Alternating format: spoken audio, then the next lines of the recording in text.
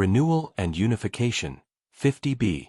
Reason, Scripture, and Historical Experience. By Abdel Moumin, Ibrahim, Ahmed.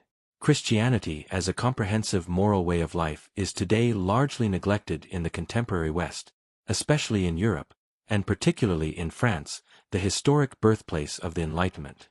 One may also observe a gradual movement away from traditionalism within Christianity, from Eastern Orthodoxy to Roman Catholicism and then to Protestantism. In one sense, this progression represents a gradual easing of patriarchal authority and a greater liberation of the spirit of religious experience with loose institutional grip.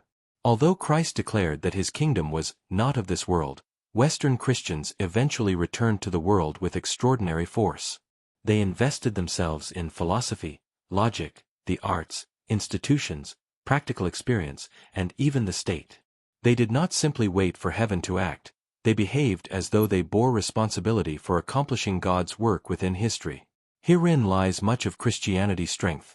It worked, experimented, made mistakes, corrected itself, and continually tried again.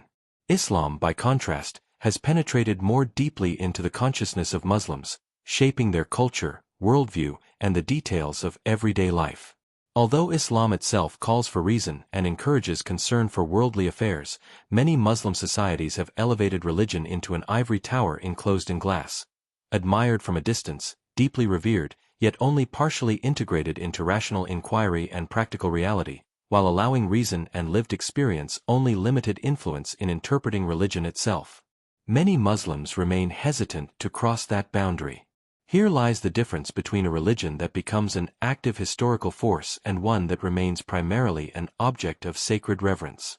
Reverence alone is insufficient unless it is transformed into reflection, contemplation, action, experimentation, and continual re-examination of understanding. Every religion, of course, faces its own challenges of interpretation and practice. Much of what Muslims struggle with today resembles the crises Christianity experienced 5 centuries ago.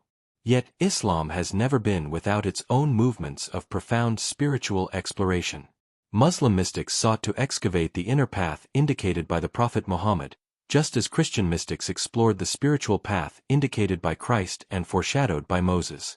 Thus, inwardness, love, and peace have always remained present within Islam, even if they never became the dominant framework of the broader Islamic project. Islam primarily emphasizes the relationship between the Lord and his servant, with obedience serving as the foundation of that relationship.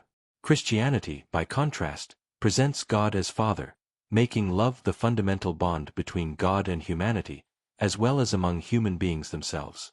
Consequently, the highest form of religious life becomes self-sacrifice for others and love even for those perceived as enemies, loving persons while rejecting evil actions. The Quran, meanwhile, presents visions and prophecies that elevate eschatological expectation within the Muslim imagination, directing attention toward the day of judgment, the hour, the afterlife, accountability, and divine recompense. This has often generated a profound sense of spiritual urgency, existential anxiety, and reverent fear. Similarly, the highly exalted portrayal of Christ's life produced its own form of psychological and spiritual tension among Christians by presenting an ideal that transcended ordinary human existence. Because Christ's earthly life was relatively short, and because he did not experience family life, statecraft, or the responsibilities of a fully developed social order, it became easier for later generations to surround him with an aura of sanctity. He remained closer to the realm of the ideal than historical figures such as Moses and Muhammad, both of whom became deeply involved in the struggles of society, family, political authority, daily life, and history itself.